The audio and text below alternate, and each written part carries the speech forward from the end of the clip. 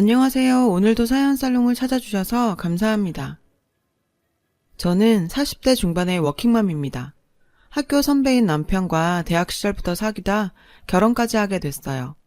동아리 활동을 하다 친해졌는데 소심하고 내성적인 저와는 달리 적극적이고 활동적인 모습에 끌렸던 것 같아요.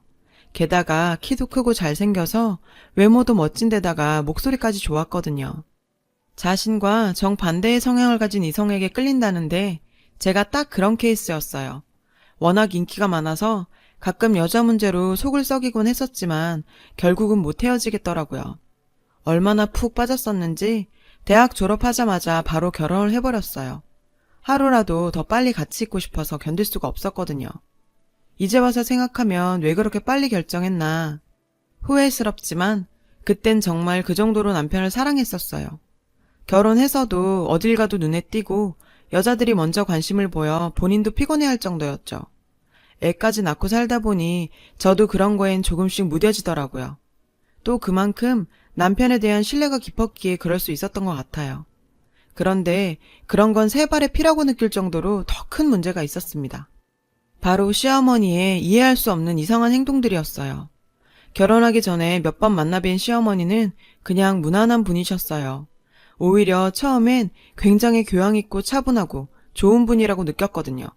그래서 그땐 남들처럼 고부 갈등은 없을 것 같다며 안도했는데 그게 얼마나 큰 착각이었는지 깨닫는데 그리 오랜 시간이 걸리지 않았어요. 남편은 형제 자매가 없는 외동으로 자랐고 아버지 없이 어머니와 단 둘이 살았었대요. 그런데 결혼하면서 생전 처음으로 분가하려니까 시어머니가 반대하면서 3년은 들어와 살다 나가라고 하더라고요. 그때부터 시어머니와 갈등이 시작됐던 것 같아요. 결혼했으면 우리 집안 가풍도 익혀야 하고 가르칠 게 한두 가지가 아니니 딱 3년만 들어와 살다가 분가해라. 원래 10년은 그래야 하는데 너희 생각해서 많이 줄여준 거야. 저희 의사를 묻는 게 아니라 거의 통보식으로 강요를 하셨어요. 남편도 저도 둘 다 그럴 생각이 없었기 때문에 당연히 따를 수가 없었어요. 결국 저희 뜻대로 분가하기로 했고 시어머니는 며느리가 처음부터 자기 말을 안 들었다며 화를 내고 그걸 빌미로 자주 찾아와서 간섭을 해댔어요. 결혼해서 겪은 시어머니는 성격이 매우 강하신 편이었죠. 고집이 세고 화도 잘 내고 목소리도 커서 평범하게 말하는 것도 싸우는 것처럼 들리더라고요. 그런데 결혼 전엔 어찌나 제 앞에서 연기를 잘하던지요. 그런데 시어머니 성격보다 저를 더 힘들게 하는 건 바로 무속인을 맹신하는 거였어요. 저는 무교이기도 하고 무속인이나 미신 같은 건 평생 관심도 없이 살았는데 시어머니는 중독 수준으로 빠져있더라고요. 결혼할 때도 제 관상이 안 좋다느니 궁합이 나쁘다느니 하면서 무속인 말만 믿고 반대해서 마음고생을 심하게 했었어요. 시어머니는 전국 방방곡곡 용하다는 무속인은 다 찾아다니셨어요. 구슬하느라 쓴 돈만 해도 아마 억대는 넘을 거라며 남편도 혀를 내둘렀어요. 자기가 평생을 아무리 설득하고 말려봐도 고집이 대단하다며 자긴 진작에 두 손 두 발 다 들었다고 하더라고요. 저희 집에 붙이고 간 부적만 해도 셀 수가 없을 정도였었죠. 그리고 저희는 결혼하고 몇 년은 아이 낳을 생각이 없었어요. 바로 아이를 가져야 한다며 전화로 매일 아이 타령을 해댔고 제가 입는 옷이며 가는 장소와 만나는 사람까지 다 알고 싶어 했어요. 빨간색 옷은 입지 말아라. 동쪽으로 다니지 말아라. 해산물은 먹지 말아라. 나이 많은 여자는 만나지 말아라. 이것도 하루 이틀이지 스트레스가 이만저만이 아니었죠. 그렇게 시간이 지나 예쁜 딸이 태어났어요. 딸한테도 간섭이 시작됐어요. 저야 어차피 버린 몸이라 생각하며 참고 살았지만 우리 딸 지영이한테까지 그러는 건 정말 못 참겠더라고요. 딸을 만날 때마다 늘 혀를 끌끌 차면서 악담을 해대는 건 기본이었어요. 첫째는 무조건 아들이 나와야 했는데 아무짝에도 쓸모없는 저딴 게 나와서 다 망쳐버렸지 뭐야. 저걸 어디 내다 버릴 수도 없고 애초에 결혼을 잘못 시켜서 저런 게 나온 거지. 내가 미쳤지. 끝까지 이런 결혼은 반대했어야 하는 건데 시간을 되돌릴 수도 없고 정말 속상해 죽겠네.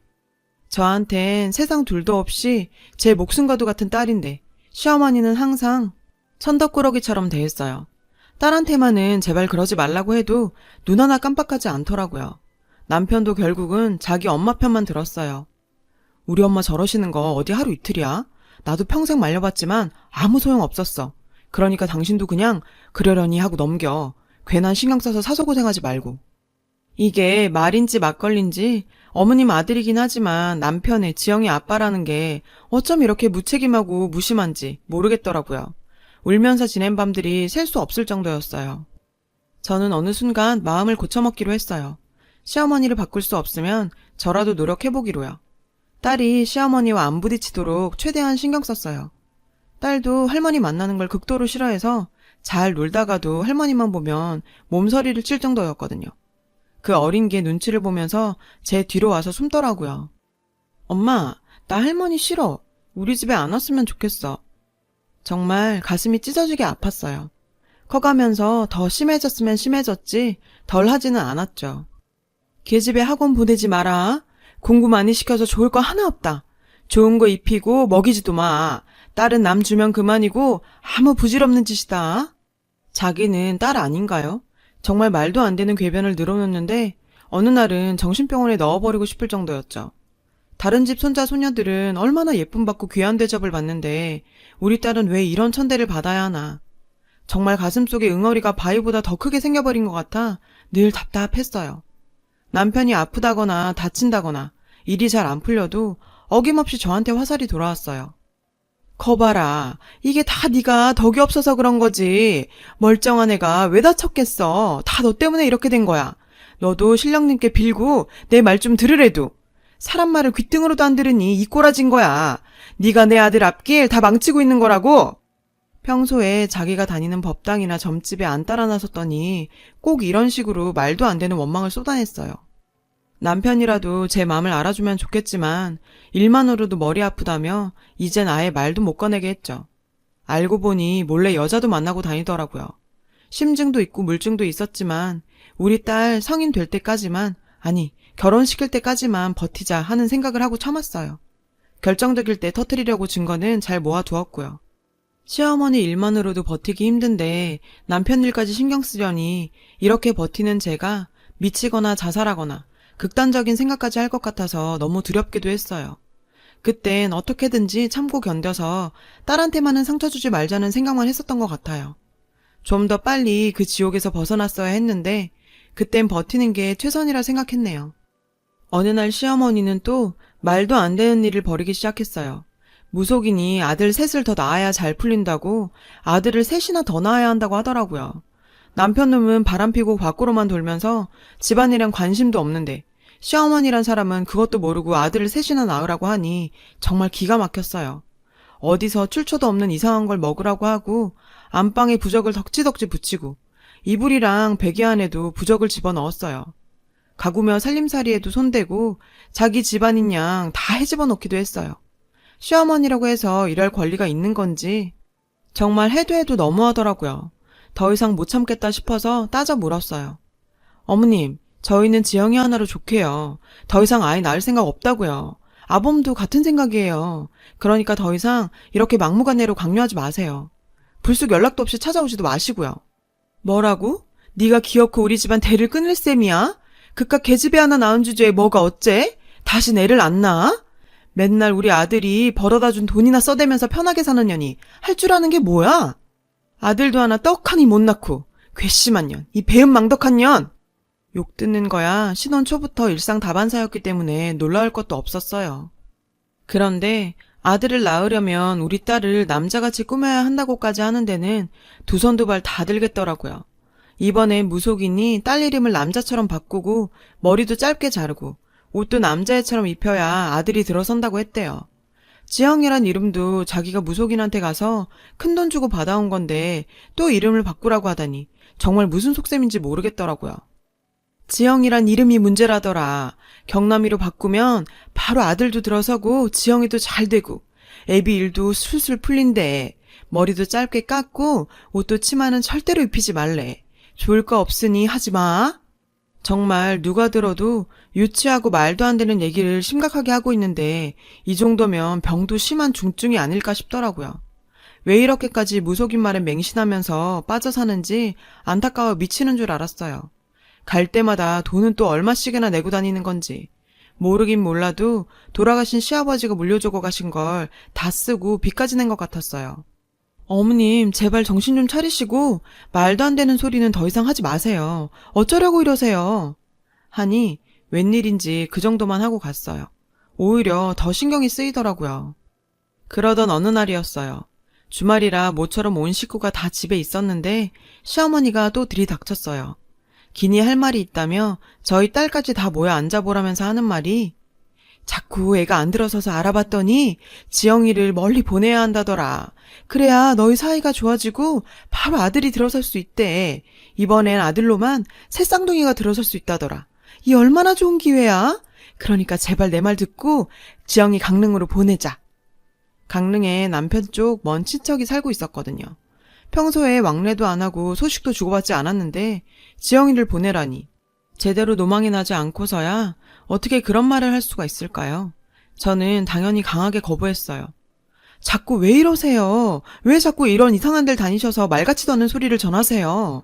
저희 아이 낳을 생각 없어요. 도대체 몇 번을 말씀드려야 해요. 그리고 우리 지영이를 어디로 보내라고요? 어머님, 정말 제정신으로 하시는 말씀이세요? 제가 거길 정말 보낼 것 같으세요? 그랬더니 시어머니가 목에 핏대가 서더니 소리를 질렀어요. 지영이는 무서워서 벌벌 떨고요. 이년이 어디서 따박따박 말대답질이야? 내가 너 여태까지 얼마나 봐줬는데 그걸 모르고 기어오르네. 감히 시애미 말을 거역해? 그리고 시애미한테 제정신이냐고? 아범, 너 가만히 있지만 말고 말 좀 해봐라. 지금 누가 잘못하고 있는지. 그때까지 가만히 듣고만 있던 남편놈이 하는 말이 가관이었어요. 나도 어머니 말씀 찬성이야. 지영이 여태까지 혼자만 자라고 친구도 없고 사회성이 부족해. 공기 좋은 바닷가에 가서 좀 지내다 오면 지영이한테도 나쁠 거 없잖아. 잠깐만 보내보자. 지영이가 적응 못하면 바로 데려오면 되고. 지영아, 어때? 참, 저런 걸 남편이라고 애 얼굴 보면 모르나. 뭘 묻고 앉아있는 건지 정말 한심했어요. 애가 금세 울음을 터뜨릴 것 같았어요. 그걸 보더니 시어머니가 소리치며 하는 말이 뭘 잘했다고 울어? 아무짝에도 쓸모없이 태어난 게 어른 말이라도 잘 들어야지. 어른이 가라면 가는 거지. 안 가기만 해봐. 이번엔 아주 혼쭐을 내줄 테니까. 네가 태어난 것 자체가 이 집안의 불행이야. 하면서 애를 때렸어요. 너무 순식간에 일어난 일이라 말릴 겨를도 없었어요. 저도 순간 뚜껑이 열리고 눈이 뒤집히더라고요. 정말 모자가 쌍으로 얼마나 재수가 없던지 그 엄마의 그 아들이었어요. 더 이상은 못 참고 애는 달래서 방으로 보내고 소리를 질렀죠. 아주 이젠 두 모자가 쌍으로 미치셨네요. 어디서 제 딸한테 함부로 손을 대세요?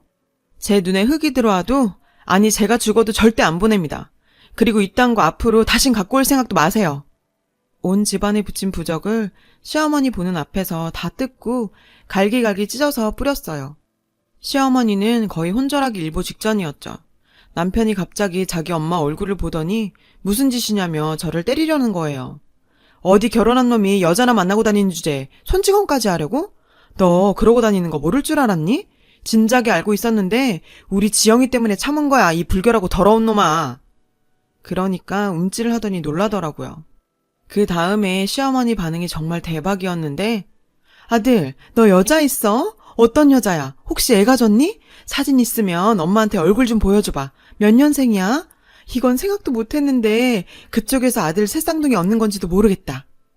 그 말을 듣는 순간 저도 완전히 돌겠더라고요. 더 이상 이런 집구석에서 저런 것들을 상대하는 게 몸서리가 쳐졌어요.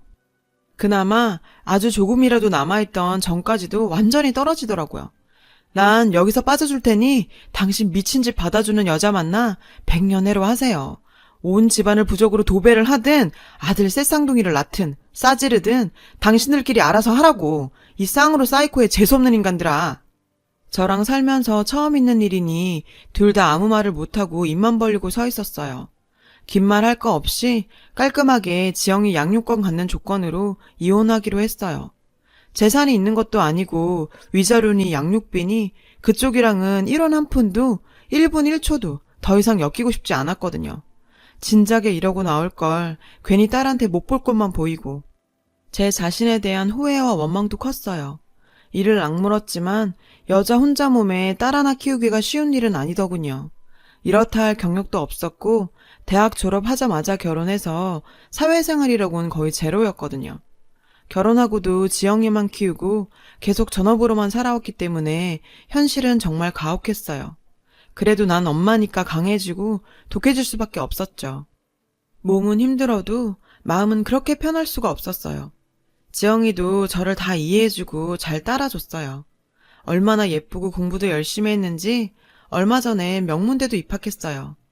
남들 다 다니는 학원이나 과외도 못 시켰는데 얼마나 대견하고 고마웠는지 몰라요. 근래에 소식을 들으니 남편 놈은 이 여자 저 여자 만나고 다니다 돈 다 뜯기고 그 여자는 구타러 다니다가 빚더미에 앉아 허우적댄대요. 놀라운 일도 아니고 불보듯 뻔한 일이었죠.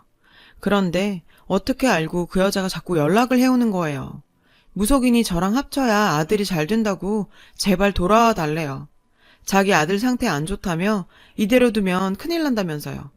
그딴 게 나랑 무슨 상관이냐고 물었죠.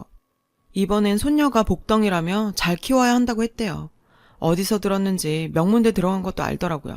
그러면서 내 손녀가 그럴 줄 알았다나? 참나, 어디서 함부로 지 손녀라는 말을 올리는 건지, 자기가 한 짓은 벌써 다 잊은 건지, 치매가 온 건지, 정신 나간 놓친네 이런 욕이 절로 나오더라고요. 직접 찾아오겠다고도 했는데 찾아만 와봐요. 오는 날엔 소금 뿌려 쫓아버릴 테니까. 다신 생판 남한테 이런 연락하지 말라며 차단해버렸죠. 지금도 저 혼자 아이를 키운다는 게 쉽지는 않지만 그래도 우리 지영이를 생각하면 힘이 나고 든든합니다. 앞으로 그딴 인간들과의 일은 싹 잊고 우리 딸 이쁘게 살길 바라며 행복한 미래만 꿈꾸고 살려고요. 다 털어놓고 나니 먹먹했던 마음이 차분해지는 것 같습니다. 여러분도 행복하시길 바랍니다. 여러분, 사연 댓글에 응원과 현명한 조언 부탁드려요. 좋아요와 구독은 저에게 큰 힘이 됩니다. 오늘도 좋은 일 가득하세요.